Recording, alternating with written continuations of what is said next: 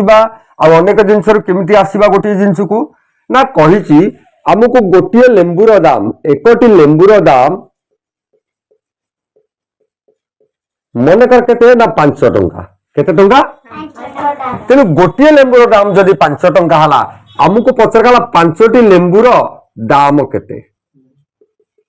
5ଟି ଲେମ୍ବୁର ଦାମ କେତେ अर्थात एथुर आमे जानिले गोटे लेंबुर दाम जदि 5 टंका हला 5टी लेंबुर दाम केते केमिति जानिबा ना आमे कोन करिया गोटे लेंबुर दाम जानिले 5 टंका 5टी लेंबुर दाम जानिबा कहले कोन करिया ना गोटे लेंबुर दाम को आमे 5 रे गुणी दबा काहे कि ना 5टी लेंबुर दाम बाहर करा पड़ियो ताले गोटे लेंबुर दाम केते टंका आमे पिलाने तबे जो वीडियो टिक देखुछ ताहार संपूर्ण वीडियो र लिंक हमर चैनल एवं सब्सक्राइब बटन ता तले अछि फटाफट जाओ से चैनल लिंक को क्लिक करो एवं वीडियो को देखो।